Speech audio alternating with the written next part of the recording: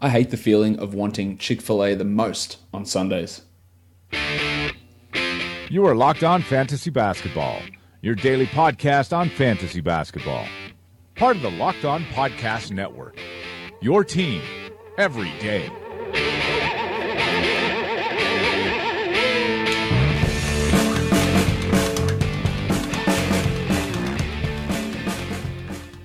Hello and welcome to the Locked On Fantasy Basketball podcast brought to you by Basketball Monster. My name is Josh Lloyd and I am the lead fantasy analyst at basketballmonster.com, and you can find me on Twitter as always at redrock_bball. Today we're going to be looking at the Atlanta Hawks in our season preview series, and to talk about the Atlanta Hawks I am joined for another year by the host of the Locked On Hawks podcast, and that is Brad Rowland. Brad, welcome back to the show.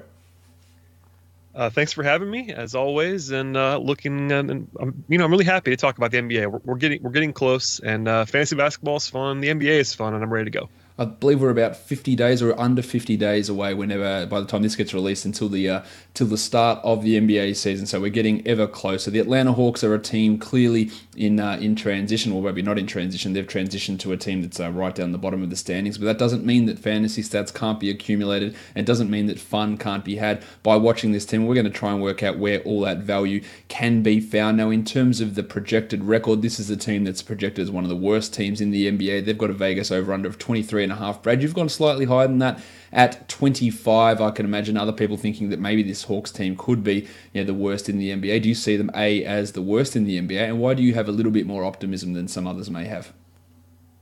I think it is honestly very dependent on how much the Hawks want to win. I do think that over-under is fair, and I think that there's a scenario where this team wins, 18 games this year. They could be really bad if they want to be. Right now, though, I think their talent level on the team overall is a little bit higher than that. That, of course, takes into account that they could be a team that's looking to sell at the trade deadline. They have some veterans on this team that may not be long for Atlanta, so they might have some incentive to trade those guys or maybe play the young guys a little bit more. But I think they'll be a team somewhere in the league that is worse than the Hawks. That would be my bet at this point. There's a couple of candidates for that. It would not surprise me all that much if the Hawks were the worst team in the league, but if I had to bet right now, Hawks versus the field, I will say the Hawks are better than somebody. Probably the Sacramento Kings would be my guess, but we'll see how that's one. We'll see how that all pans out in the wash. But the projected leading scorer for this team, Brad, you went with the artist formerly known as Taurean Prince. I actually have him, or pretty much equal in terms of leading scorer, with their first round draft choice, Trae Young. Prince was fantastic last season, especially the last couple of months of the year. He had a significant slump through January, but in that March-April period when the Hawks were playing without Kent Bazemore, when they were playing without Dennis Schroeder, Prince took over, not just in terms of his scoring, because he was great there, but he handled the ball, he became the primary initiator at times as well, and he really took his game up to the next level. Now, how much of what we saw in that last, say, 4 to 6 weeks of the season is realistic to expect from Prince this season, with other guys coming in to take that usage, with Young and with Jeremy Lin especially coming in, and the return of Bazemore, and how much of it is just him taking that step up in his third season heading into the 18-19 season? Yeah, I think part of the reason why I chose him as leading scorer, and I will say it's very close. There are a couple of candidates that would make some sense there, but Prince has a very clear path to a lot of playing time. It would not surprise me if he led the team in minutes, which definitely matters when it comes to that. But I do think some of his usage late in the season was a little bit fluky. Dennis Schroeder had already been injured and was out for the season. Kent Bazemore as well for part of that, and I do think Prince won't be on the ball quite as much this season, both because they have Trae Young and they have the Jeremy Lin, but also because I'm not sure Prince is that kind of guy long term on a good team. I think they probably want him to slot into a more supporting role. With that said, he's going to have the opportunity to take a lot of open shots this year, which might seem crazy for someone who I think will be the leading scorer. But because you have guys like Trae Young to draw attention and John Collins and other guys like that, Prince is going to be able to fit into a sort of a high-end 3-and-D role. He does have the ability to score off the dribble, which really helps. At the same time, he'll be taking a lot of threes. This is a team that wants to play fast and shoot a lot of threes. And while a lot of teams say that, I think the Hawks actually mean it. This is a young coaching staff that wants to play modern basketball. And Prince fits into that. So I do think, some of the usage and just the amount of shot attempts and amount of creation responsibility that he had in April will probably be a little bit declining this season, but at the same time there'll be plenty of opportunity for him to score and do so efficiently. Yeah, that's exactly what I think. I do think he leads this team in minutes, and as I said, I had him right next to Young in 0.1 points per game in my projections at this point in terms of their scoring, so it could easily go either way. The assists, I think, for Prince jump a little bit, not to that level in April that we saw. I think he's a tremendous value. I think he's a top 50 guy for this coming season. His rank is outside the top 100 on ESPN. It's about 60 on Yahoo, so there's still a value on both sides in terms of drafting him. I think he is going to be strong. Just don't expect April Taurean Prince, where he was like a top 30 player, but expect a guy to take a significant leap forward and play these minutes really unrestricted by Mike Budenholzer, perhaps benching him at times, which he did during that weird January stretch, with Lloyd Pierce going full on, developing this guy and seeing if he can lead into a number 1 or 1B or number 2 option, which is I think where his overall role ends up in the NBA. So he's going to be one of those really interesting guys to see. I have already mentioned Jeremy Lin. Brad, he comes across in a trade from the Brooklyn Nets, recovering from a patella tendon injury, which is obviously never a good injury. What is the current status for Lin? Are we expecting him for training camp? Are we expecting him for the beginning of the regular season? Yeah, the Hawks have been really quiet about Jeremy Lin. He's not been in Atlanta. He's been doing some other stuff. I mean, he had a charity game recently that he actually played in, which is a good sign. I think obviously that's not quite NBA basketball, but the fact that he was out there and looking, playing competitive basketball in the summer is a good sign. I have not heard anything to the contrary. I do think, and I expect him to be available for training camp. The Hawks have not, made a declaration of that just yet. The Hawks are kind of famous for playing things close to the vest. With that said, all indications are that Lin is going to be healthy and ready to go. It's not an injury that should be taken mildly, to be sure. It's a serious injury he's coming off of, but on the bright side, he was injured very early in the season. It was, he played 1 game last season, so it's been a long recovery process, and as a result of that, I think it's probably optimistic to say that he'll be, full steam ahead, 100%, back to his old self, but I think he's going to be on the court at the beginning of training camp, and barring a setback, he'll be around for the regular season as well. I think Lin has a shot to be at least like a top 120 player this season. He doesn't need many minutes. You can just go back to some of his time in Brooklyn that first season before he hurt his knee, where he was bothered by hamstring injuries, where he was playing limited minutes and still was putting up really, really strong numbers as he recovered from that hamstring injury. Now, I don't expect that he's going to be getting the bulk of the minutes at point guard, but as we know with Jeremy Lin, he is a very, very capable shooting guard who could play alongside Trae Young. So I think, Brad, you can correct me if you think something different here, I think he's going to be the primary backup to Young, but he's also going to be playing a lot of minutes at the 2 alongside him, and I think minutes in the 20s for Lin, assuming he is fully healthy, which we haven't seen a fully healthy Jeremy Lin in 2 seasons now. He's going to be getting those mid-20s minutes, and that's an interesting late round type of a guy, assuming he plays the role that I think he will. Yeah, I think that's absolutely right. And, not that anybody would really care about this outside of Atlanta, but they only have 2 point guards on this roster. Yep. And I do think, you're going to see Jeremy Lin play shooting guard. And if anything happened to Trae Young, it's going to be the Jeremy Lin show. So I think you'll see, obviously he'll take all the backup point guard minutes. There really isn't another option there. And I can't imagine they're going to be playing Trae Young that many minutes as a rookie. I try to keep his workload down a little bit. So all of those backup minutes would go to Jeremy Lin right now on paper. And those guys will play together at some point in time. So I'm with you. A minute total in the 20s would not be surprising at all to me. I would probably project that to be right in that range as well. And Lin's shooting will be very valuable as well on this team. They have some guys on the wing that can shoot it, but I think you'll see some small ball, and that would definitely include those 2 point guard looks, maybe even crunch time as well. Yeah, so look, keep an eye on Lin. I think he's a very valuable late round type of a pick. The other guys they'll have that will have some ball handling responsibility. We saw it with Prince. We saw Kent Bazemore running backup point at times last season as well. So those things can happen. Maybe if Deandre Bembry is ever healthy, which hasn't been the case, he can handle the ball some, although who knows how his NBA career is going to be looking at this point. And they also signed a guy who I'm probably the highest on all 2-way guys in the NBA, and that is Jaylen Adams. So we'll see him if he gets any opportunity at some point. We saw Josh Magette play a fair chunk of minutes for this team, and then down the stretch, guys like Damian Lee and Jalen Morris play a chunk as 2-way guys as well. So there is an opportunity for Jaylen Adams, probably more opportunity than any other 2-way guy in the NBA. But let's talk other injured player, a guy that I would have loved to have seen in Summer League, Brad, and that's Kevin Huerta, their first round pick at pick number 19, had that wrist ligament injury. He seems like he's fine to go. What's the thought here on Huerta? it's obvious that they want to pair him with Young, and they want that really strong shooting backcourt. Huerta's another guy who can handle the ball. But do you think that we see, or he surprises people in terms of just how many minutes he plays, and is there a chance he becomes a starter at some point this season?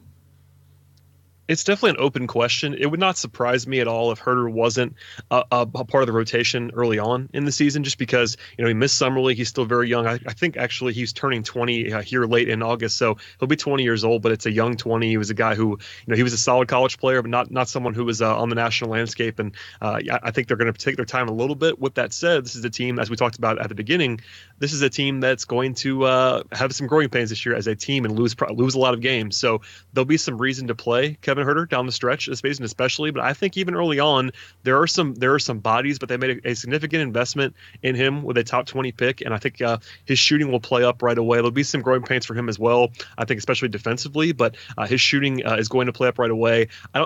Being a starter maybe at the end of the season is possible. I think that would probably require a trade of Kent Bazemore, which we can talk about, I'm sure. But yeah, I mean, Kevin Huerta for me would be the priority if I was the Hawks. Outside of all the guys who are sort of entrenched in starting roles right now, he's clearly the guy who is probably their biggest priority in terms of the future and development. So playing him early and often would make some sense. I'm not 100% sure how the rotation is going to shake out in October, November, and December, but by the end of the season, I'm expecting to see Kevin Huerta in a pretty prominent role.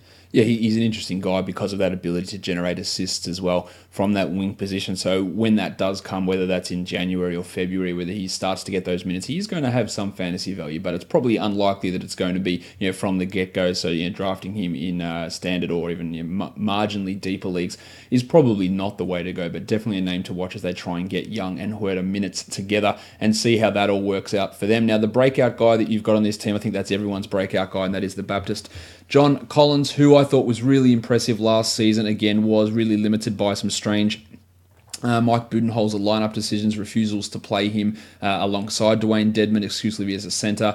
He was at the early part of the season. His best position probably is centre, but when you've got that opportunity to get young guy on the court on a young team, I would have liked to have seen a bit more of that. But over the end of the season, he started to come on and played 28 minutes per game over the last 2 months of the season, averaging 11 and 8, and did it on 56% shooting. But the added thing we saw from Collins in Summer League, Brad, was his willingness and ability to step out and hit the three. He only did it limited amount last season, just 0.6 attempts, but in Summer League he was banging in 4 attempts per game, hitting them at 38%. If he can add that to his game and be a guy who hits 1-3 a game with the high efficiency scoring and improve his rim protection, I think him, like Taurean Prince, is a top 50 type guy for this season. Where do you see him going? Is he locked in as a starter? Is he locked in for pretty big minutes under this developmental young coaching staff? I think he is. I think he right now is the starting power forward. I'm kind of with you. I think his best long-term position is probably center, but on this team that doesn't really have an entrenched power forward anywhere, that's where he's going to start. It would blow me away and basically everybody else in Atlanta away if he's not starting alongside Dwayne Dedmon in the front court. And as you mentioned, his perimeter development was something that they wanted to do in Las Vegas and in Utah. They definitely pointed that out. He talked about it. The coaching staff talked about it. They want him to play on the perimeter a little bit more. He has the skill set to do it. And until you see a guy knock down shots in an NBA game, you kind of have to keep your guard up a little bit. But with that said, Collins does have a nice shooting stroke. It looks very smooth, very confident in Summer League, and he does have some ball skills out in the perimeter. And he's obviously a great athlete as well, which really helps.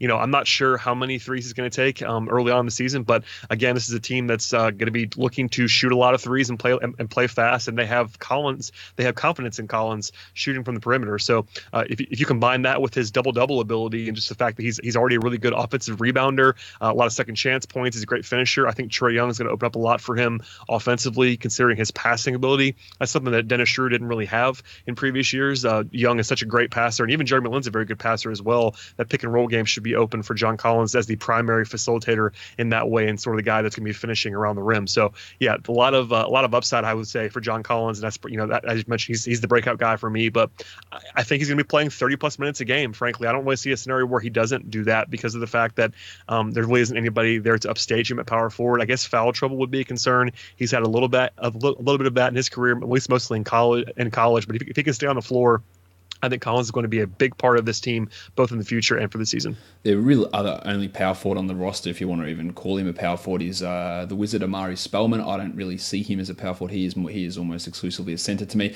And they just signed Thomas Robinson, who, it's not Thomas Robinson. He didn't even play. Yeah, they're going to play small ball, I Yeah. think, a lot. I think you're going to see Torian Prince at power forward. You're going to see like Justin Anderson and Alex Poythress, maybe even Vince Carter as like these small ball power forward types. But if they want to go traditional, Collins is really the only answer. Yeah, exactly. And I'd love to see them do a little bit more Prince there, Prince at the 4 and Collins at the 5. That would be really interesting to see that. But then, of course, that's where you need those other wings to step up, whether that is Justin Anderson or whether that is Huerta, to play alongside Lin and Young in that backcourt. I could see that lineup happening quite a bit. But yeah, Collins' minutes, his role feels fairly secure. And yeah, if he takes that step forward in three-point shooting, gets the efficiency where it is, blocks some more shots. It's a top 50 season coming for John Collins, I believe. And he is another guy who on ESPN is ranked outside the top 100. And you should be looking to grab him significantly earlier than that, with the potential to get even better return on your investment. We've mentioned both the two-way guys already, Brad, Jaylen Adams and Alex Poythress. Are you as interested in Adams as what I am? I do think he's a really interesting NBA player, probably should have been drafted in the Hawks. Given that lack of point guard depth, I could see him moving on to a regular roster spot at some point this season. Yeah, well, that wouldn't surprise me at all, especially midseason if the Hawks were to move on from a couple of their veteran guys in trades. Adams is very intriguing, especially for fantasy, because he can shoot it, and that's his primary skill, is his ability to shoot off the dribble, his passing ability as well. And I think from what we saw in summer league, I think he's comfortable, he's confident in doing that. I liked him just like you did, a little bit more than the consensus. I think on the NBA draft, I was surprised he didn't get drafted, and the Hawks are going to benefit from that. It's kind of up in the air, but because with Lin's injury history, there really isn't much there at backup point guard, and if they had to promote someone, it's going to be Adams, and he'll be around. You mentioned Josh Magette. Josh Magette wasn't really a prospect, and yet he was already 27, 28 years old and was still able to get minutes on this Hawks team because there really wasn't another option. Adams is a more intriguing player than that, and I think if there's an injury or if there's a trade somewhere in there, you could see him in a pretty prominent role, at least in terms of a rotational backup kind of player down the stretch, and because of his shooting, it could be actually pretty valuable.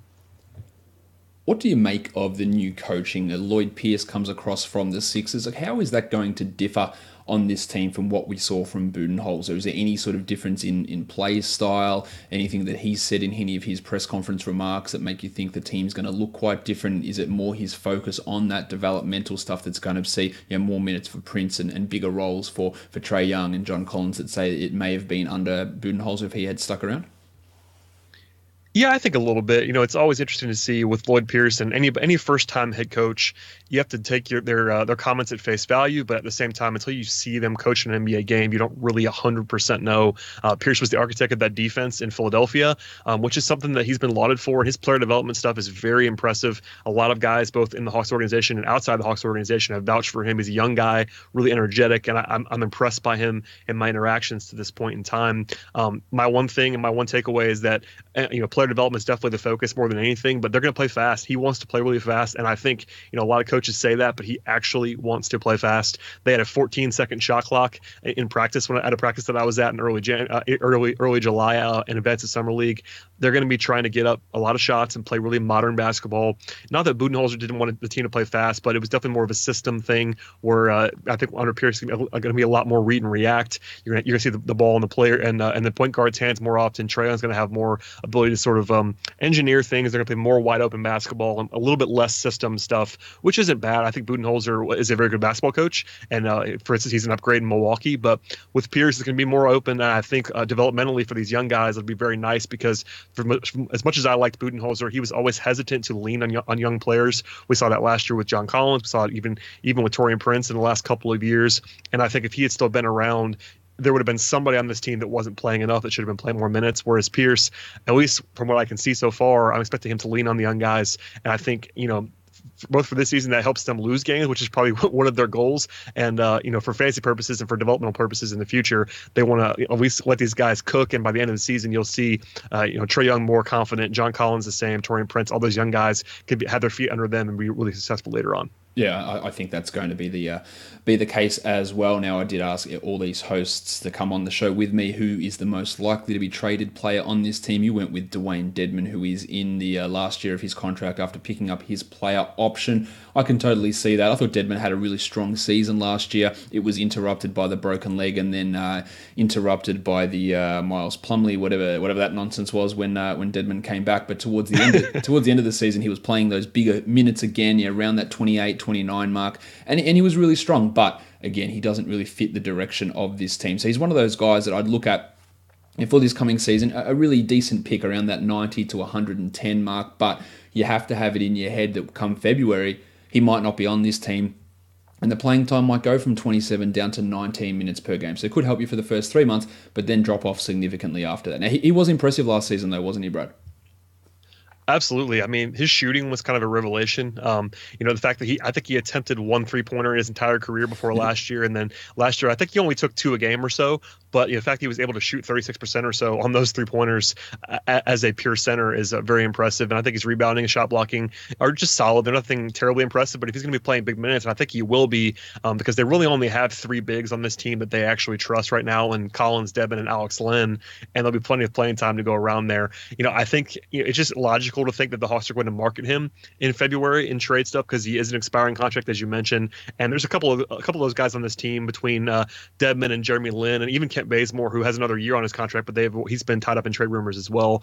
But it wouldn't surprise anybody if Dedmon got traded. But as long as he's around, he's going to play a lot of minutes and play well. I've always liked his game. It was nice to see him sort of in that more prominent role last year. He took advantage of it. Yeah, look, he is, again, totally worth a draft pick, and you see exactly just sort of how it goes, and if you need to move on, you move on if he gets traded, but at some point he's going to be useful, he's going to score a bit, he hit some threes, he'll block some shots, he'll have high efficiency, he'll grab rebounds at a pretty strong rate as well, and that's all really useful. And then if it doesn't work out later on, he does move on, then you move on and you go grab someone else. We're not talking about a high draft pick here, we're not talking about a top 2, 3, 4, 5 round type of guy, we're talking about a guy you get in your last 3 or 4 picks, and that's totally fine to get that early production and then move on. In the NBA draft, Brad, of course, Trae Young, the selection after the trade involving Luka Doncic. We're not going to go into the Doncic decision and whether that was wise or not. Let's talk about Young because he's here now in Atlanta. Had a rough summer league with his shooting, especially in Utah. He played much better, I thought, in Vegas. But I think, and you touched on this earlier, one thing that's really underrated with Trae Young is his passing. And his ability to get assists is really, really big.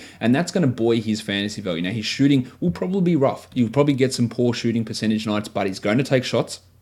But his ability to find these guys, to find Prince, to find Collins, to find Dedmon, it means that he could put up some fairly impressive assist numbers. And I think he's going to be a guy that's getting 30 minutes a night pretty much straight away. Maybe it starts at 27 or so, but it's going to be pushing into some bigger minutes as the season goes on. And to me, he's a pretty comfortable top 100 sort of a player for this season. Is that how you see Young's season going down? They're going to just put him in and go, well, let's just go to work and see what you can do. Yeah, I think so. I mean, the presence of Lynn makes me pedal off just a little bit and not think that he might not be as prominent as I would like to see him early on. But the fact that they only have the 2 of them and that Jeremy Lin is going to play some shooting guard as well, the ball will be in Trae Young's hands a lot. As you mentioned there, his passing is really impressive. I think it's his best skill, frankly, and I think that showed up from moment one in summer league. I think he's going to have a lot of assists. He's going to have the ball in his hands quite a bit. The shooting is going to be touch and go. I think his shooting gifts are real. He's going to be a very good 3-point shooter in the NBA, but overall efficiency-wise, I think there'll be some challenges there as he adjusts to the modern game in the NBA and just the size. He's not this great athlete either, so there'll be some growing pains there. He'll have some nights where he shoots 3 of 16 or 4 of 18, but they'll have nights where he makes 7 threes, and you'll kind of forget about that. So I think his counting stats will be very good. There's no question about that in my mind, frankly. The stuff that I worry about him more is defensively. That's stuff you don't necessarily care about in fantasy, so it's a situation where I think Young is very, very intriguing. I think there's no question about his offensive upside, and you'll see that early on just because he's going to have the ball in his hands, and that is half the battle, honestly. Defense will be a problem for him. I don't think you can really doubt that too much, but he still generates steals, and that's what we're looking for here. He's still going to get you probably 1.2 to 1.5 steals per game. And if he gets up to that 1.5 mark, that's a real huge bonus in terms of fantasy numbers. So that would be huge if he could get to that level. He draws fouls at a pretty strong rate as well. That's key. As a good free throw shooter, the more you get to the line, the better the impact that you have in that sort of a scenario. So I'm more than comfortable thinking he's going to be a top 100 guy. If everything breaks right, he could be top 50. I don't think he's going to be that guy. And he does have some bust potential, but we've got to look at the situation here in that this is a Hawks team that's going nowhere. He's going to get these opportunities. The shot, we know there's going to be issues with it, but everything else, it should just come just from pure volume's sake and getting those assists is going to be really key. And I think he's going to put up a pretty strong season. Got a rank on Yahoo of 121. I'd be more than comfortable taking him above that. And I feel pretty good about him beating that number, even if the percentages are subpar, which is probably the likelihood at this point. We spoke about the other guy they drafted in the top 20, and Kevin Huerta, but they did have a third first-round pick, and that is Amari Spellman, who, to be honest, I'm not that high on Spellman. Other people have very, very different opinions on Spellman. To me, I seem to be in the minority in terms of I think he can be an effective NBA player. He showed some flashes in summer league, but where do you see him, Brad? Is he going to be a guy that plays in the rotation to start the season? What's your take on what he did through Utah and Vegas as well? Yeah, I don't think so in terms of the rotation early on. I could be wrong about that, especially if the Hawks want to lean even further into the tank and, play the young guys even more. I think unquestionably he is not one of the 10 best players on this team at this moment. As a rookie, I didn't love the draft pick. There is talent there. He could shoot a little bit. He could make a little bit on the perimeter. I could see what the Hawks see in him. I don't love the package of skills necessarily, but on the bright side, if you're looking for the optimism with Spellman, there aren't a lot of bodies in front of him. We mentioned before, it's basically just Collins, Dedmon, and Alex Len because Miles Plumlee is not really going to be a thing. I don't think this year. And if they were to trade, Dedmon, there's a lot of space there and sort of for Spellman to sort of slot in there. And I think if he played a lot, you'd see some numbers associated with that. Again, I didn't love the pick necessarily. I think he'll probably spend some time in the G League early in the season, especially if they're not playing him because, you want young guys to play.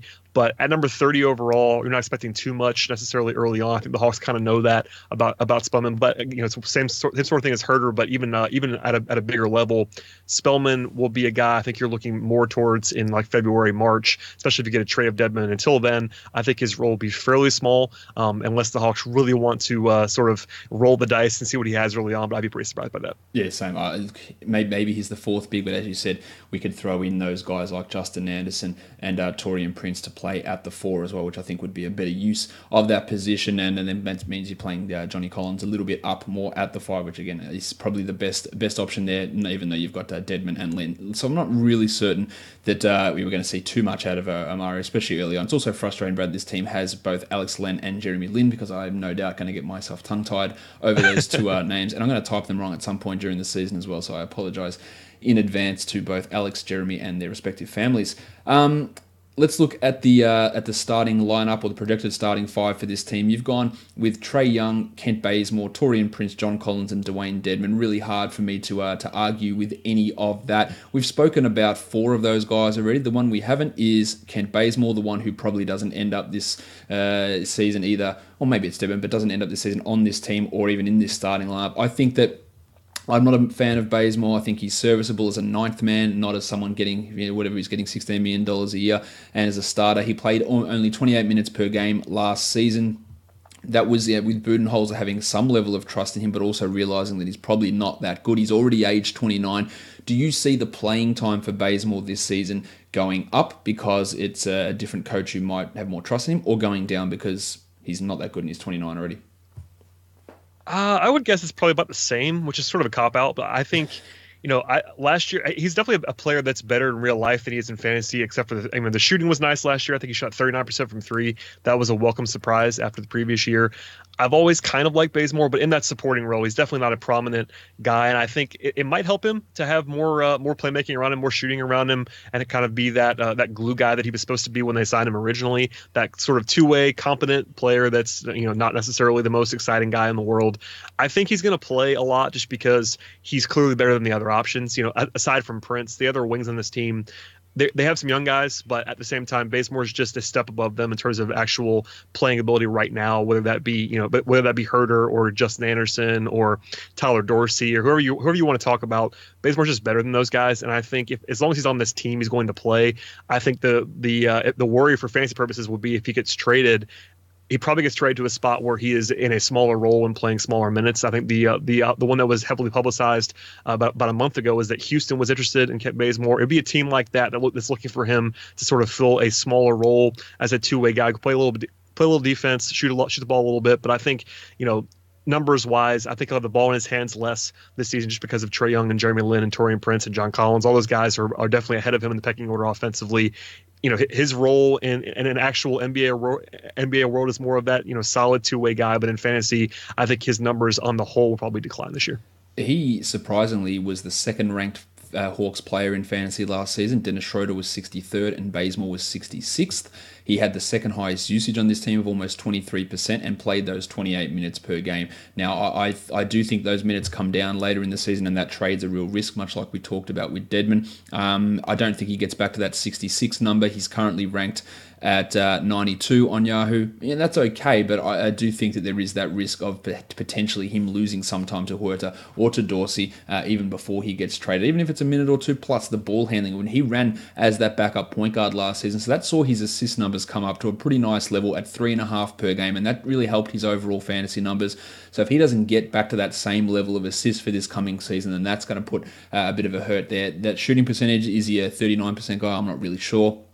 He's been a pretty poor shooter. I don't think so, by the way. Yeah, and that's the thing. And if he's not shooting at that level, then so much more of his value does dip pretty considerably. So that's going to be something for us to pay some attention to. The previous 3 seasons, he'd been at 35, 36, and 36, which is still okay, but it's not 39%, and that's that 3 percentage point drop off can make quite a significant difference. He's going to still take the shots, but it's all going to come down to, I guess, how Pierce views things and how he wants to run this rotation, and whether he just goes, I just want to see these young guys mesh together. I want to see them out there, and Kent, you can play a 25-minute backup role. So there is an element of risk, I think, in Bazemore for this coming season in terms of his overall value. I've talked about guys who I think have value. Johnny Collins and Prince are both outside the top 100 on ESPN. Trae Young comes in at 121 on Yahoo. That's value in all those guys. They all should be top 75 guys, with Collins and Prince probably being top 50 guys, whereas Bazemore at 92, I think there's an element of risk in taking him there with the trade and potential of a scaling down of role. But there's a ton of value in those, at least those first 3 guys. Dedmon's a solid pick. I think Jeremy Lin, who's ranked at 236 on Yahoo, is way better than that, and you should be looking at him as a last round guy as well. So quite a bit of value. A couple of guys we haven't spoken about, Brad, who did join this team this season. We've mentioned his name in passing a little bit. Alex Len comes in as the backup center. If Dedmon has any injury problems, Len's going to be forced into a larger role, you would assume. I thought he played decently well in Phoenix last season, got the efficiency back up where he had 2 real weird subpar seasons. The shot blocking was okay without being spectacular.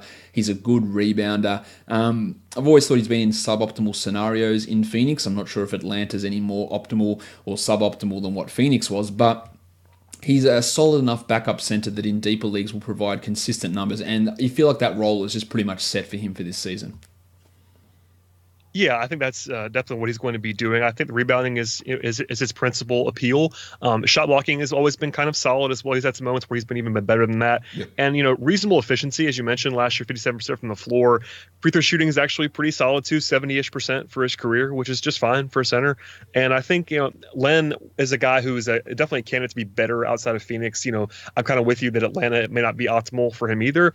At the same time, I think it will help him to get in a new spot. The Hawks clearly value him a little bit, and there's even a little bit of rumbling that he could be able to shoot some threes.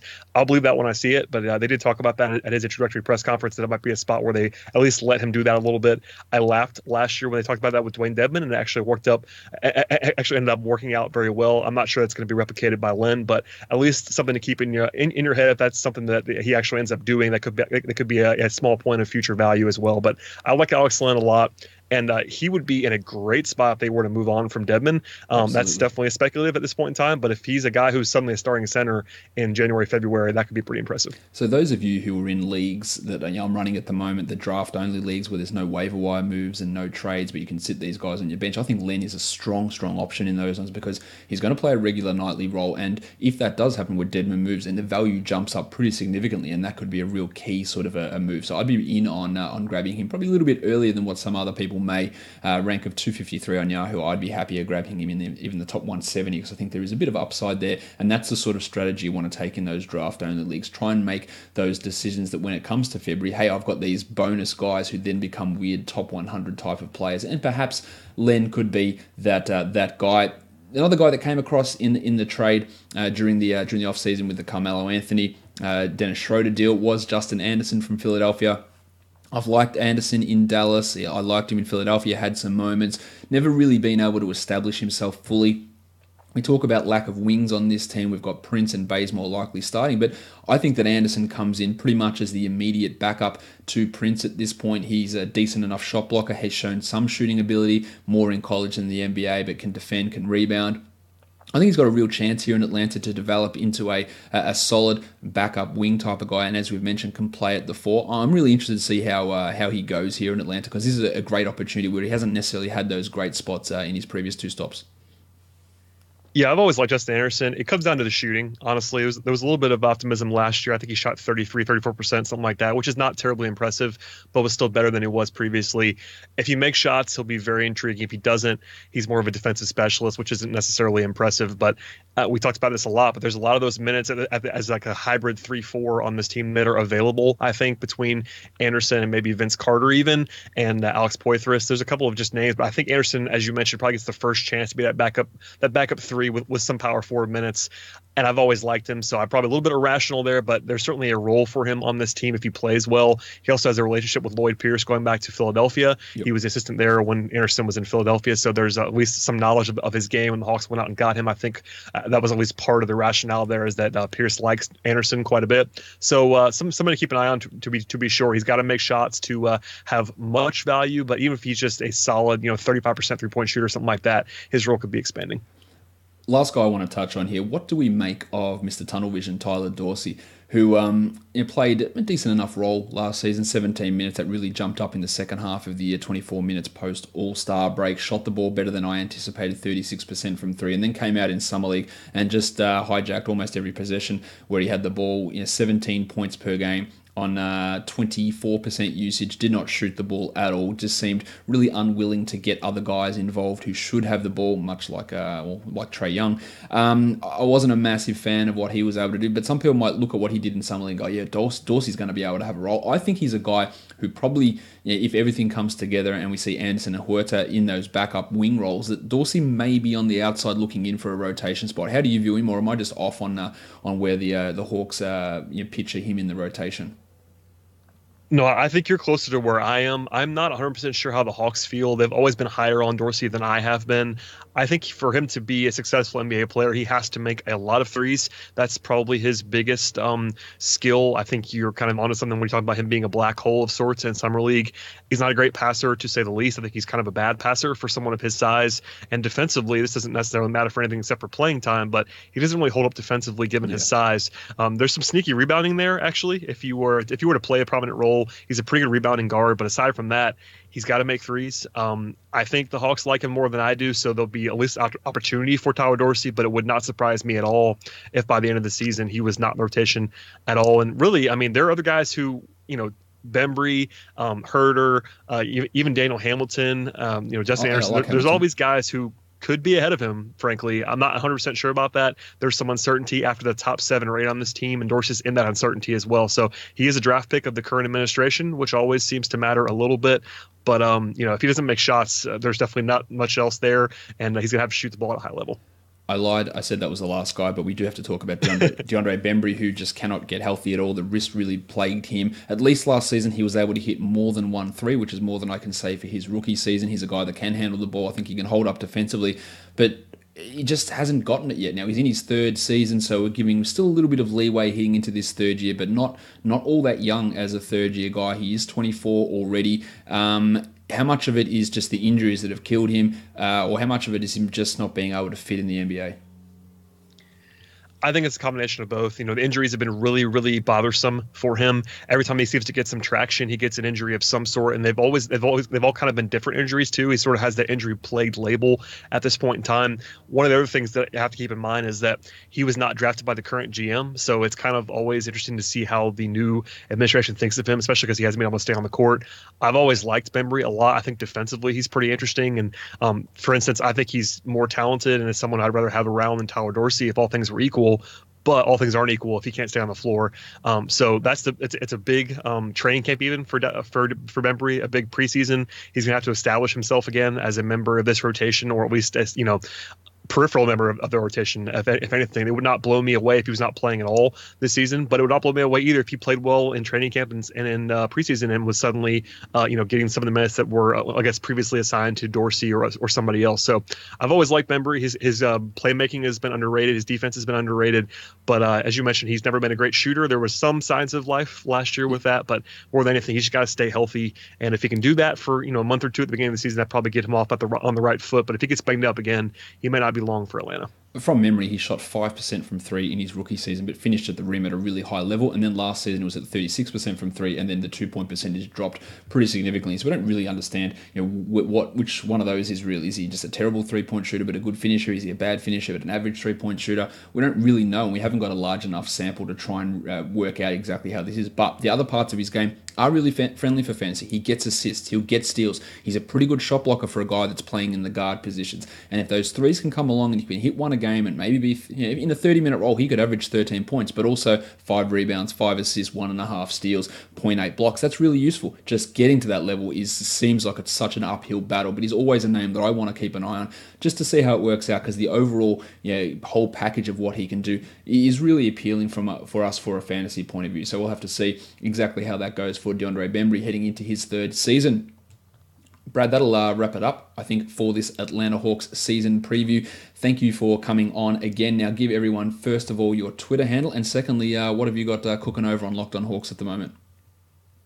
I am at BT Rowland, BTROWLAND on Twitter. And yeah, Locked On Hawks is just kind of getting the offseason going. It's one of those things where it was kind of a crazy month or two for the Hawks, in June and July as they were making all the draft stuff and the free agency stuff.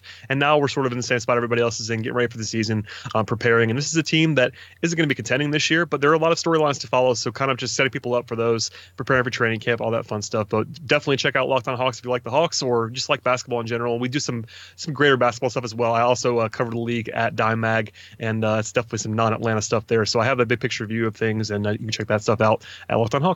Go check out Locked On Hawks, check out Brad on Twitter, and follow me on Twitter at redrock_Beeble. Go and subscribe to both of our podcasts on Apple Podcasts, Google Play, TuneIn, Stitcher, Spotify. You can also find this show on YouTube, and make sure you're checking out the new shows on the Locked On Podcast Network. We've launched our college stuff, so you can check out Locked On Oklahoma, Locked On Sooners, where Trae Young came from, so you can go check that out. We've also got a brand new fantasy football podcast coming out as well, Locked On Fantasy Football 24/7, so check that out in addition to the other fantasy football podcast that's on the network. Lots of new stuff, some new baseball shows coming out as well, so plenty happening over on the network. Brad, again, thank you for joining me.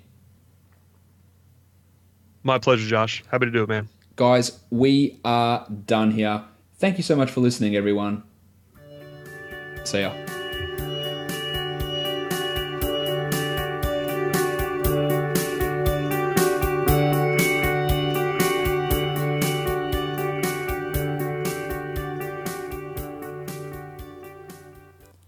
Trae Young.